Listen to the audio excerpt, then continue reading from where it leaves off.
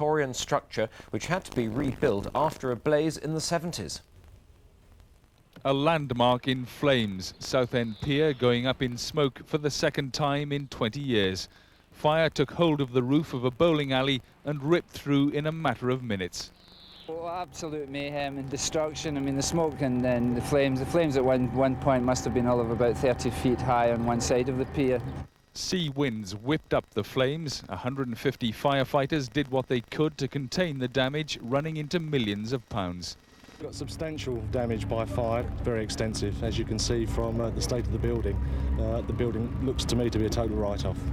The bowling alley is nothing more than a heap of twisted scrap metal. What caused the fire here still a mystery.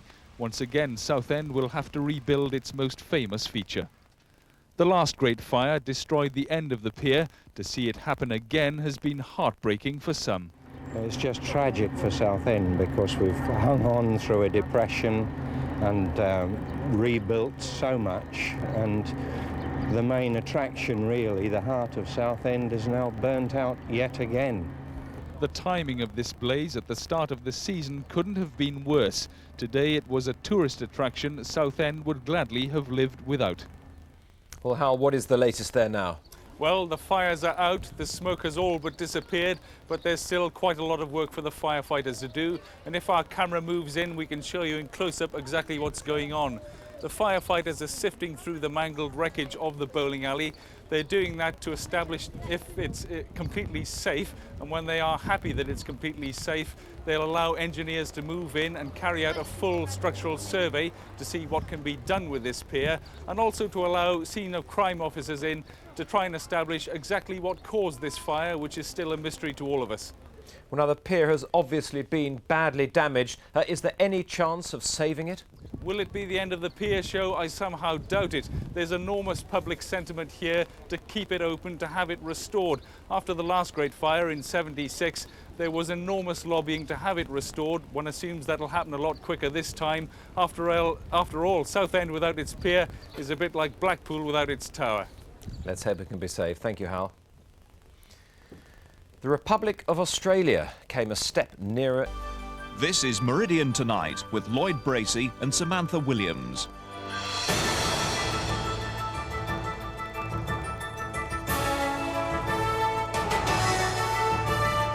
Fire devastates the world's longest pier. We've had 45 members of crew in there, constantly battling against the flames. Hundreds line the seafront to watch as the building burns. Well, it's devastating, really, you know, to see it go down like that. And Sussex animal exports are to end.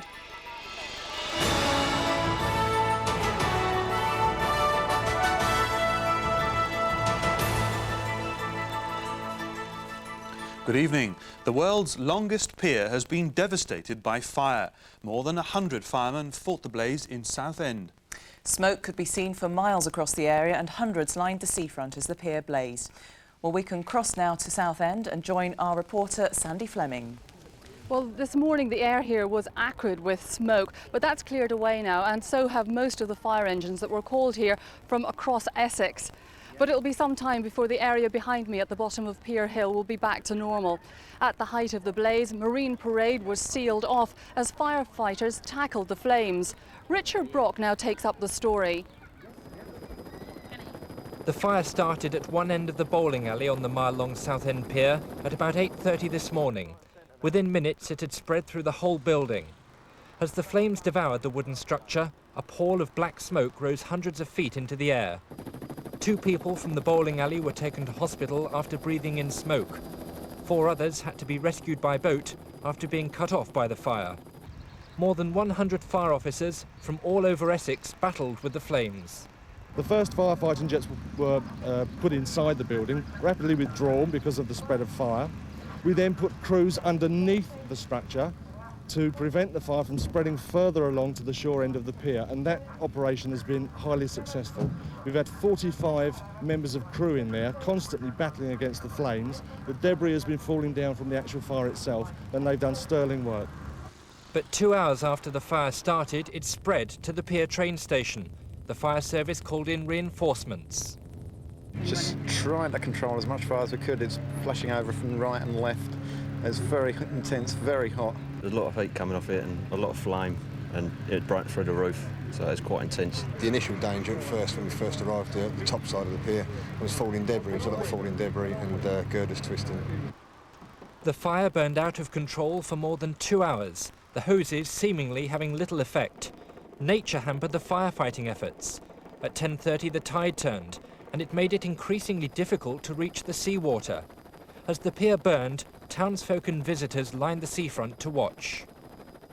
They got it so nice and it was just looking right, you know, for the holiday season, and, you know, it seems to have, you know, made it... Well, it's devastating, really, you know, to see it go down like that. Tradition, you come down here to especially go on that train up that pier, don't you? Look out at sea, that's been a big tradition for years, isn't it? By lunchtime, the fire was brought under control. By mid-afternoon, it was out. The bowling alley was destroyed, but the pier itself was still standing. Yes, the building, as you can see, is beyond repair. However, we are hopeful that the good services of the firefighters that were underneath the pier have saved structural damage to the actual piles that go into the ground. Officers will now try to find out what caused the blaze. It'll be left to others to decide what will happen to the pier. Richard Brock in Southend for Meridian Tonight. Well, joining me now in Southend is the Council's Chief Engineer, Derek Reeder. Now, you've been here most of the day. What did you think when you first saw the state of the pier? Initially, it was a question of shock and great disappointment because we have arranged so many special attractions for this season, and it was obvious that there was going to be some interruption to those. Now, how much have you been able to salvage, do you know, at the moment? The pier structure appears to be satisfactory, although we have to check it when we can do a full structural survey. It is the bowling alley above which is completely destroyed, and that has to be cleared before we can go in and properly assess the damage beneath. Now, you have got the train that goes to the end of the pier running underneath that. What's the damage to that area? The trains themselves have not been damaged. The railway track has been damaged. But the repairs appear to be quite simple. Again, we have to assess the extent of them, but nothing difficult to deal with. So what's going to be your first job as soon as you can get in there? The first job when the debris has been cleared will be a full structural survey. We will have to assess the condition of the remaining structure, sort out how much we can reuse, and then we will immediately start the repairs.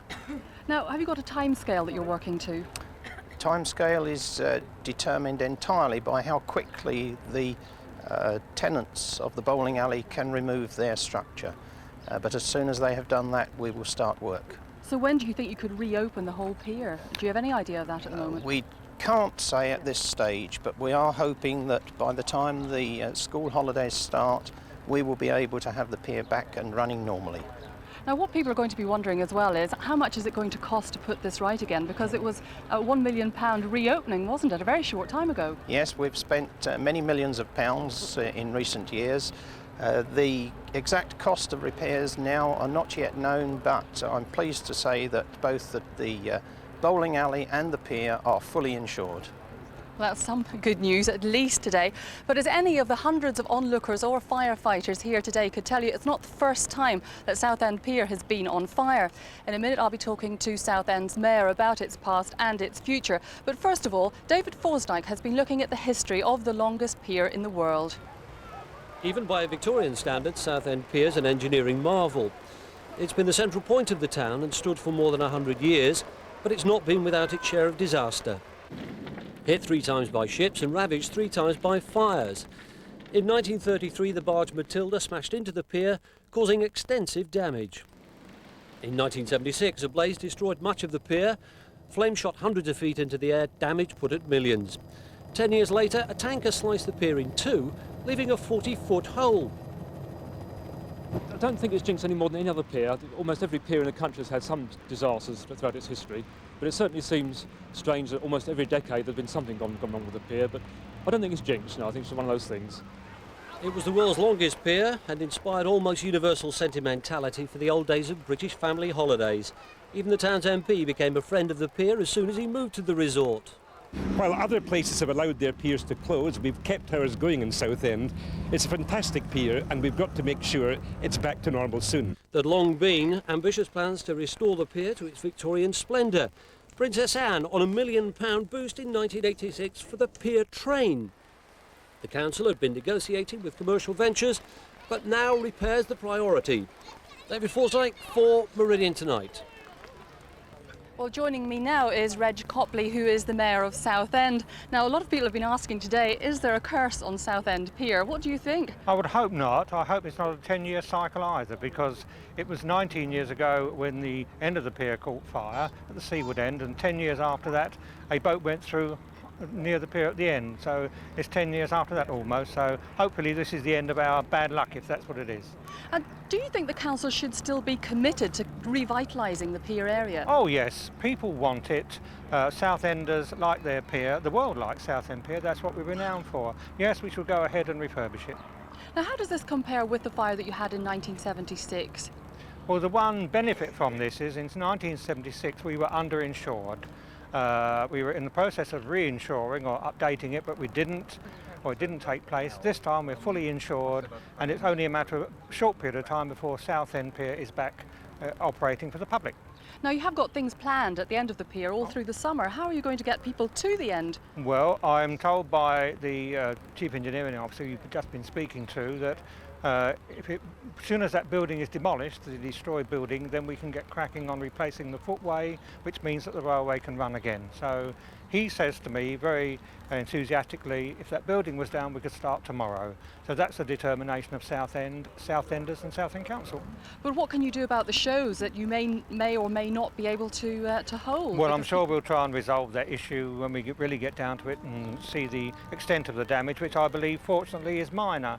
The great thing about it all is that no one was injured, no one was killed, and that's marvellous. And I've been along and congratulated the fire service in Essex, and they've come from all over Essex to do the job which had to be done, and I've seen them and seen their chief, and he's delighted that we have expressed our thanks. And do you think it'll ever be the same again? Well, it'll be a different pier, but it's Southend Pier. It's been there in one way or another for 160 years. I'm sure Southenders will look forward to people inheriting it for another 160 years. Well, that's an optimistic note to end on. We'll hand you back to the studio now. Thank you, Sandy, and we will of course be reporting on the rebuilding work as it continues. But to some more of the day's news now. A woman...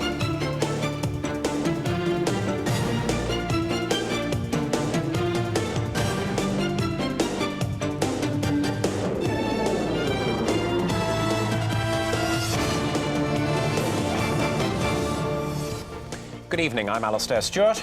And I'm Anna Maria Ash. In London tonight, firefighters battle all day to save Southend's historic pier from destruction.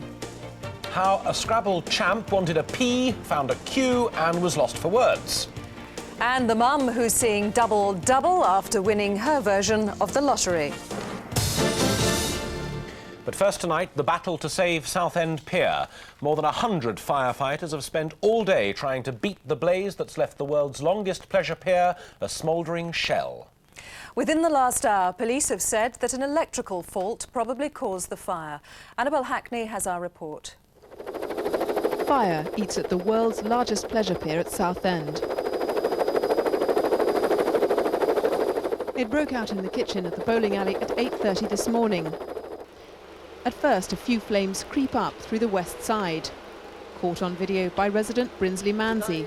As he watches and films, a huge fireball sweeps through the roof.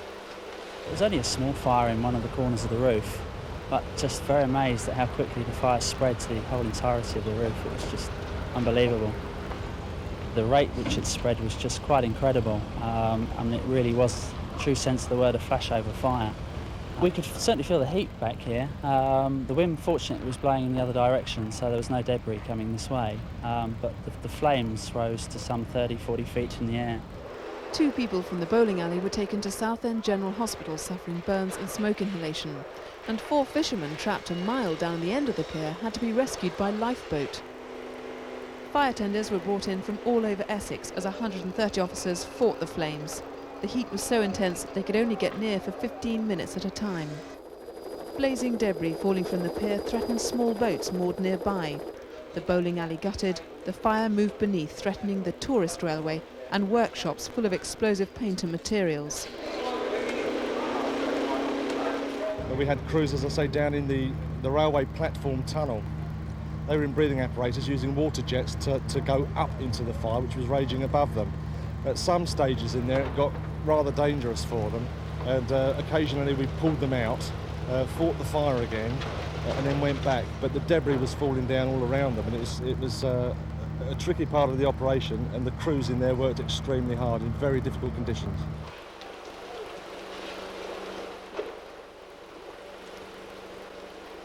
Residents and day trippers can only watch in grim fascination, but after 7 hours it's under control and some can get a break. Damping down goes on all afternoon. The evening brings the sight of a tourist attraction brought to its knees. They got it so nice and it was just looking right, you know, for the holiday season, and you know, it seems to have, you know, made it, well, it's devastating really, you know, to see it go down like that.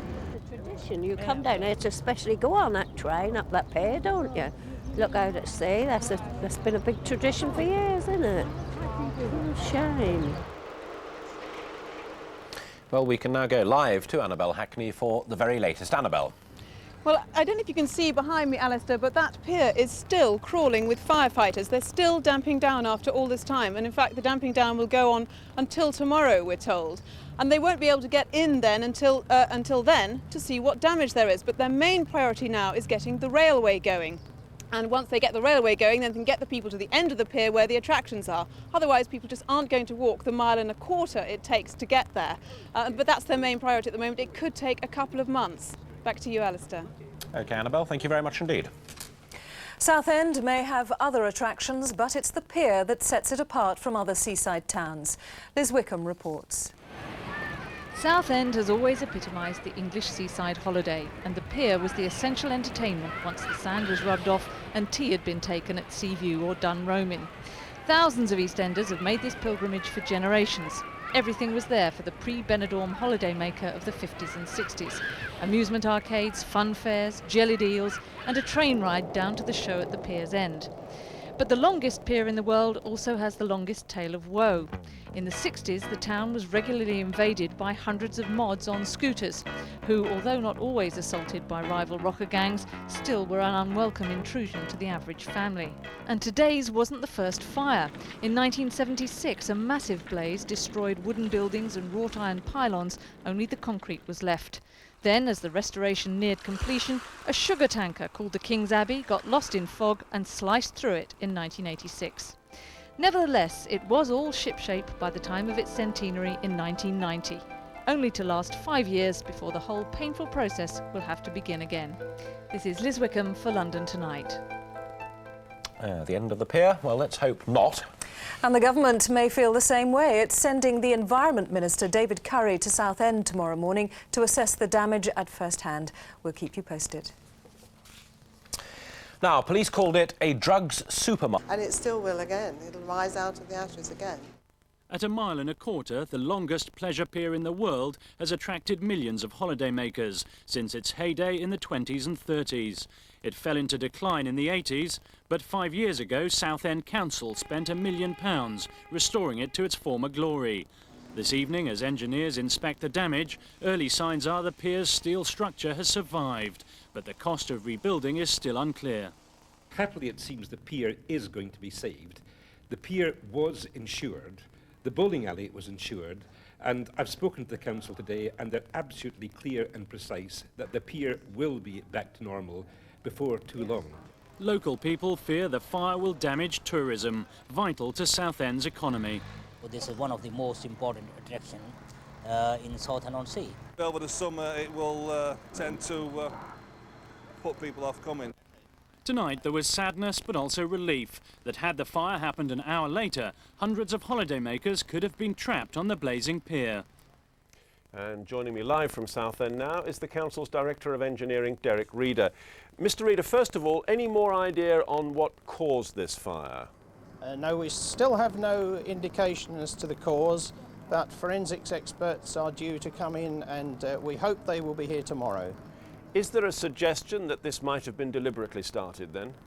I have not heard any such suggestion, no. At the moment, we are assuming it was an accident. Are you going to save the pier, as everybody hopes? Oh, absolutely. Southend Council is committed to the pier. I have just come from a meeting with the leader of the council, and he has confirmed the council's total commitment to retaining the pier. And it is important to say that it is only a small section of the pier which has been affected by this fire. It does look a mess. Is it actually as bad as it looks? It certainly is very bad, but within a limited area. The bowling alley has been destroyed completely. There is some damage to the pier railway track underneath, and the walkway has been destroyed, but these are items which we can fairly easily reinstate as soon as the debris has been cleared and we can carry out a full assessment. So when are holidaymakers going to be able to go back onto the pier? We are hoping that by the time the school summer holidays start, we shall be back to business as usual. And we have a very substantial programme of entertainments and attractions for this summer. Good. Sounds very optimistic. Mr. Reader, thank you. Next tonight, fear. The fire started on the shore end of the pier in a bowling alley. It quickly caught hold, spreading rapidly through the mostly wooden structure. Fire crews at the scene concentrated on preventing the flames spreading. The few people inside the bowling alley escaped before they were trapped. But a mile and a quarter away at the other end of the pier, a group of 4 fishermen had to be rescued by a local lifeboat. Today's fire is the latest in a sorry history. There have been several previous fires, like this one in 1976 at the far end of the pier, and boats have a habit of crashing into it. In 1986, a small coaster cut the pier in half. It's a sorry sight for people who remember this pier as one of Britain's foremost tourist attractions. And as one refurbishment has just been completed, local people wonder where the money will come from for another. As firefighters dampened down the blaze this evening, the council say the structure was fully insured and pledged to rebuild it once again. John Devitt, BBC News, Southend. Iran has responded. Good evening, I'm Lindsay Charlton. And I'm Anna Maria Ash. In London tonight. The wreckage that you see behind me, there's a mood of optimism in Southend tonight that its pier can be saved. It would seem to be indestructible, this pier. 3 fires in 30 years, 10 ships have rammed it, but still it survives. Joyce Hill has spent most of her 72 summers in Southend, but today the pier she's so proud of because it's the longest in the world is hidden in the wreckage of another major fire which threatened to destroy it. I do hope they rebuild this because the people of Southend do want this. It brings in the trippers and they really love this. The London trippers come down and it brings money into the town. But I'm really sorry all this has happened. I can't really believe it. Cocking a defiant finger into the sea, Southend Pier refuses to die amid the ruins of the burned-out bowling alley. Today, Sir Teddy Taylor, the town's MP, the man they call Mr. Southend, came with the Environment Minister to thank the fire officers who'd stemmed the blaze before it reached the 1.5-mile-long pier. It's certainly not the end, so far as we are concerned. As we've said, my daughter did this yesterday, opening again, very soon, Southend's fabulous pier, and so it will be.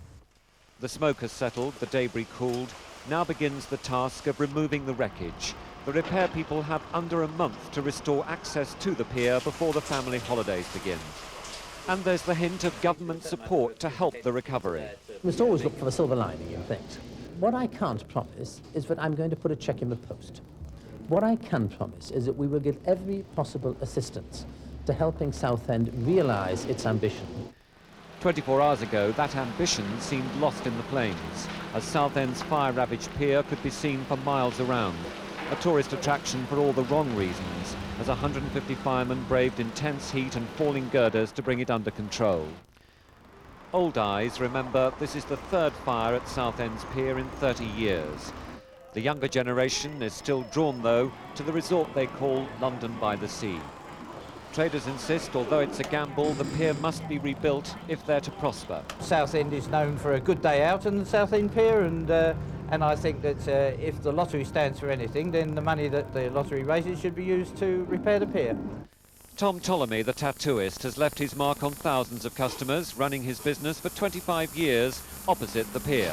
Pier's always been historically a Southend landmark, you know, and I think it would be a shame if we didn't put more money into it and sort it out properly. Like ice cream, Southend has a flavour all of its own, and despite the fire, there's hope in the air. They're even talking of band concerts back on the end of the pier before the month's out. But the bowling alley may take longer to fix. Chris, in your report, the Minister said he wasn't going to put a cheque in the post. How exactly can the government help, do you think? Well, it's possible, Lindsay, that funds could be made available from the government's regeneration programme. They could put some money into providing a new complex for the end of the pier. Also tonight, we hear that help will possibly come from the European Parliament. Richard Howitt, who is the Euro MP for Essex South, is to go to Strasbourg next week with his begging bowl in an effort to stump up some of the £2 million needed to repair the pier. Lindsay. Christopher Peacock and the future of the shattered Southend Pier.